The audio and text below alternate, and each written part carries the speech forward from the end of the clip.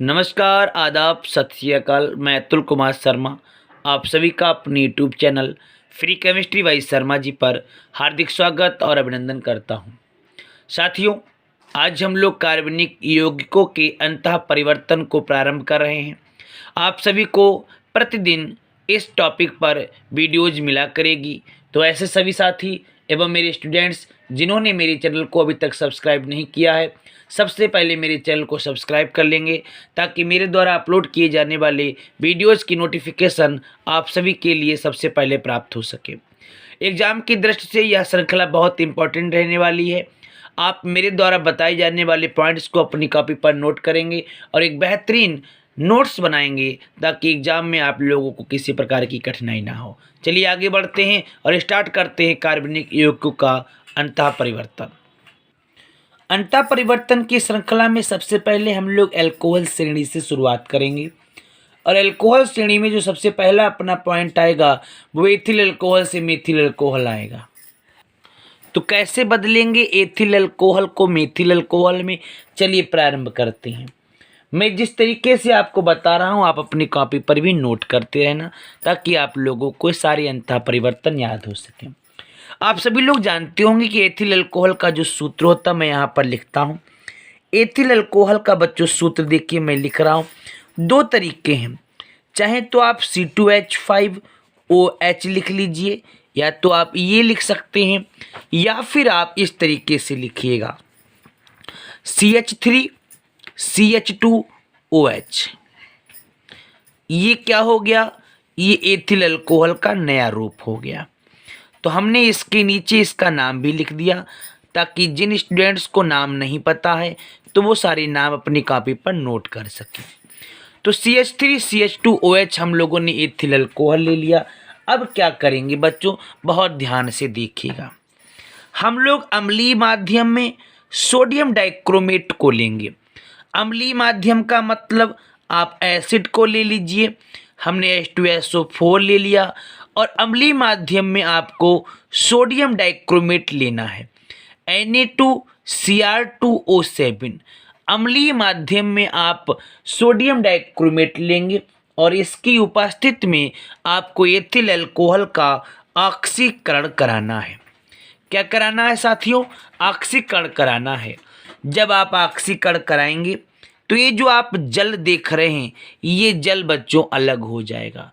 चूँकि हम लोग एक लॉन्ग चेन की रिएक्शन करने वाले हैं इसीलिए मेन प्रोडक्ट को लिखेंगे, बाकी जो ऐसे सारे प्रोडक्ट जो ज़्यादा इम्पोर्टेंस नहीं रखते उनको नहीं लिखेंगे। तो ये H2O ये अलग हो जाता है और क्या बचता है CH3C। अभी H2O तो अलग हो गया, इसके बाद H बचेगा और यह O इसमें जुड़ जाएगा। तो एथिल अल्कोहल चेंज हो गया किसमें, ये जो आप नाम देख रहे हैं ये नाम किसका है, तो ये नाम है एसीटेल्डिहाइड का। किसका नाम है, ये नाम है बच्चों एसीटेल्डिहाइड का। अब हमको एथिल अल्कोहल से एसीटेल्डिहाइड प्राप्त हो गया। अब हम लोग क्या करेंगे, इस एसीटेल्डिहाइड का बच्चों फिर से हम लोग ऑक्सीकरण कराएंगे। क्या कराएंगे, आप फिर से ऑक्सीकरण कराएंगे। जब आप इसका पुनः ऑक्सीकरण कराएंगे तो ये जो एसीटेल्डिहाइड आप देख रहे हैं ये कन्वर्ट हो जाएगा CH3COOH। ये दोनों O बीच में आ जाएंगे, H लगा देंगे। ये एसीटेल्डिहाइड कन्वर्ट किस में हो गया, ये कन्वर्ट हुआ CH3COOH और इसको बच्चों बोलते हैं एसिटिक अम्ल। देखिए हम लोग दो प्रोडक्ट बना चुके हैं, पहले एथिल अल्कोहल से एसीटेल्डिहाइड फिर एसिटिक अम्ल बना लिया। अब हम लोग क्या करेंगे, अब हम लोग इस एसिटिक अम्ल की अभिक्रिया अम्लीय माध्यम में कराएंगे। किस माध्यम में बच्चों, अम्लीय माध्यम में कराने जा रहे हैं। मैं H2SO4 को प्रयोग कर लेता हूँ, अम्लीय माध्यम हो गया। और अम्लीय माध्यम में किसके साथ कराएंगे, तो HN3 के साथ कराएंगे। अब आप पूछ रहे होंगे साहब ये HN3 क्या चीज़ है, तो मैं बता दूं आपके लिए, इसका नाम बच्चों हाइड्राजोइक अम्ल है। क्या नाम है इसका, इसका नाम है हाइड्राजोइक अम्ल। तो जब आप एसिटिक अम्ल की अभिक्रिया हाइड्राजोइक अम्ल के साथ में कराते हैं तो बहुत ध्यान से सुनना जो बातें मैं आपके लिए बताने वाला हूं, ताकि आपको सारी बात समझ में आ सके। तो ये CH3 ये ऐसे ही रहेगा, मैंने यहाँ पर नोट कर दिया। मैं 3 N में से 1 N यहाँ लेता हूँ, 2 N नाइट्रोजन के रूप में निकल जाएंगे। किस रूप में निकल जाएंगे? नाइट्रोजन के रूप में निकल जाएंगे। ये और ये 2 H मैं यहाँ पर जोड़ देता हूँ। ये COO ये कार्बन डाइऑक्साइड के रूप में मुक्त हो जाएगी। क्लियर हो गई? तो क्या प्राप्त होगा? CH3NH2 प्राप्त होगा। और इसका बच्चों नाम CH3 को मेथिल बोला जाता है, और NH2 को तो आपको पता ही होगा ये एमीन बोला जाता है। तो मेथिल एमीन हमको मिल गया। अब ये जो मेथिल एमीन आप देख रहे हैं, ये मेथिल एमीन बहुत ध्यान से सुनिए।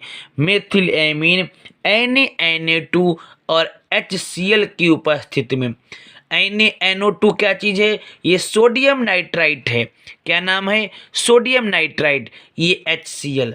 इस मेथिल एमीन को अगर आप सोडियम नाइट्राइट और HCl से अभिकृत करते हैं तो तुरंत आपके लिए मेथिल अल्कोहल प्राप्त होता है। क्या प्राप्त होता है स्टूडेंट्स? मेथिल अल्कोहल प्राप्त होता है। आई होप आपको सारी रिएक्शन ये समझ में आ गई होगी। मैं फिर से एक बार आपके लिए स्पष्ट कर देता हूँ, ध्यान से देखिए क्या रिएक्शन होने वाली है। अगर आपको एथिल अल्कोहल से मेथिल अल्कोहल बनाना है तो सबसे पहले आप एथिल अल्कोहल का अम्लीय माध्यम में सोडियम डाइक्रोमेट की उपस्थिति में ऑक्सीकरण कराएंगे तो एसिटिल्डिहाइड प्राप्त होगा। एसिटिल्डिहाइड का फिर ऑक्सीकरण कराएंगे, एसिटिक अम्ल प्राप्त होगा। एसिटिक अम्ल की अभिक्रिया सांद्र H2SO4 की उपस्थिति में हाइड्राजोइक अम्ल के साथ कराएंगे, मेथिल एमीन प्राप्त होगा। और ये मेथिल एमीन सोडियम नाइट्राइट और HCl की उपस्थिति में मेथिल अल्कोहल का निर्माण करता है। और इस प्रकार आप देख रहे हैं एथिल अल्कोहल मेथिल अल्कोहल में चेंज हो गया।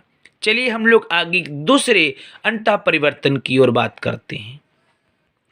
अब जो नेक्स्ट रिएक्शन हम लोग पढ़ने वाले हैं उसमें सबसे पहली रिएक्शन है, जो पहला अंतः परिवर्तन है इसमें, वो एथिल अल्कोहल से एथिलीन है। हम लोग कैसे एथिल अल्कोहल को एथिलीन में बदलते हैं, चलिए देखते हैं। एथिल अल्कोहल का अब सूत्र आपको पता लग गया। दोनों तरीके से सूत्र लिख सकते हैं, C2H5OH भी लिख सकते हैं और CH3CH2OH भी लिख सकते हैं। देखिए मैं यहाँ पर C2H5OH लिखता हूँ। क्या है बच्चों? ये एथिल अल्कोहल है। ध्यान से आप देखेंगे, मन लगा करके किसी पॉइंट को अगर आप समझेंगे तो निश्चित रूप से वह पॉइंट आपके लिए बहुत आसान लगेगा। ये एथिल अल्कोहल हम लोगों ने ले लिया। और एथिल अल्कोहल को करना क्या है दोस्तों? बहुत ध्यान देना। आपको करना क्या है? आपको सांद्र H2SO4 लेना है। क्या लेना है? सांद्र H2SO4 लेना है, वो भी आधिक्य में लेना है। आधिक्य का मतलब आप जानते होंगे, अधिक मात्रा में। जब आप H2SO4 को आधिक्य में लेंगे तो जो एथिल अल्कोहल है इसका बच्चों क्या हो जाएगा? आप सब जानते हैं, इसका निर्जलीकरण हो जाएगा। H2SO4 एक निर्जली कारक का कार्य करता है और वो यहाँ से जल को अलग कर देगा। क्या कर देगा? जल को अलग कर देगा। जब जल को अलग कर देगा मेरे बच्चों, तो आपके लिए यहाँ पर क्या प्राप्त होने वाला है? आपके लिए यहाँ पर C2H4 प्राप्त होने वाला है। और ये C2H4 क्या कहलाता है? आप सब जानते हैं, ये कहलाता है एथिलीन। कितनी सरल रिएक्शन है। आई होप आप आसानी के साथ इस रिएक्शन को कर सकते हैं। अब अगली रिएक्शन की बात करते हैं। अगली जो रिएक्शन दे रखी है वो एथिल अल्कोहल से एथिल एमीन है। अब इसमें हम लोग एथिल अल्कोहल से एथिल एमीन कैसे बनाएंगे, चलिए हम लोग यहाँ पर रिएक्शन को करना सीखते हैं। एथिल अल्कोहल का सूत्र आप सभी लोग जानते हैं, C2H5OH। मैंने यहाँ पर एथिल अल्कोहल का फार्मूला नोट कर दिया। ये एथिल अल्कोहल है बच्चों। जब एथिल अल्कोहल को हम लोगों को एथिलएमीन में बदलना है तो इसकी अभिक्रिया कराते हैं फास्फोरस ट्राइब्रोमाइड के साथ। किसके संग अभिक्रिया कराते हैं? फास्फोरस ट्राइब्रोमाइड के संग अभिक्रिया कराते हैं। जब फास्फोरस ट्राइब्रोमाइड के संग एथिल अल्कोहल की अभिक्रिया कराते हैं तो साथियों आपके लिए प्राप्त होता है C2H5Br।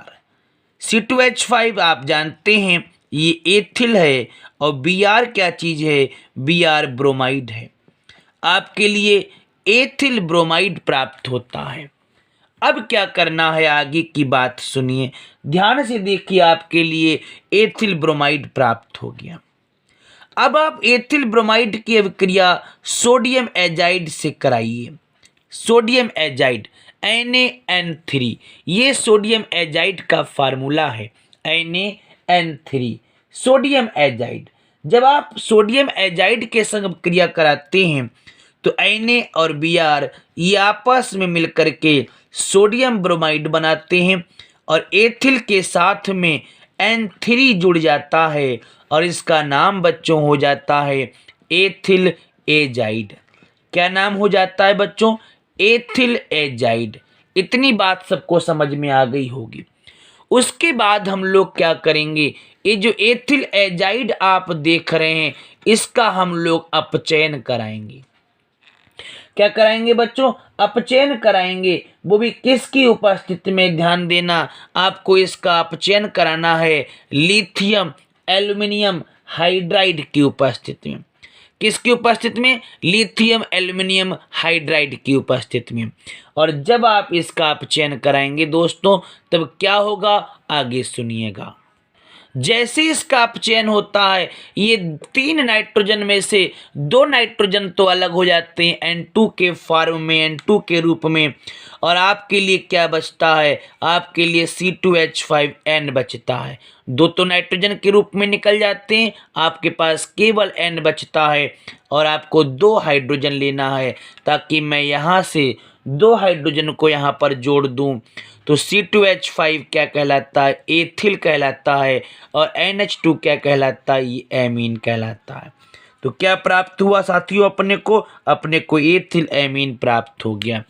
इस लेक्चर में मैं केवल 3 ही रिएक्शन की बात करूंगा। इसके बाद की नेक्स्ट रिएक्शन में नेक्स्ट पार्ट में लेकर के आऊँगा। तो ऐसे सभी साथी जिन्होंने अभी चैनल को सब्सक्राइब नहीं किया है बहुत जल्दी फटाफट चैनल को सब्सक्राइब कर लें। साथ ही साथ पास में बेल आइकन को प्रेस कर दें ताकि मेरे द्वारा अपलोड की जाने वाली वीडियोज़ की नोटिफिकेशन आप सभी के लिए सबसे पहले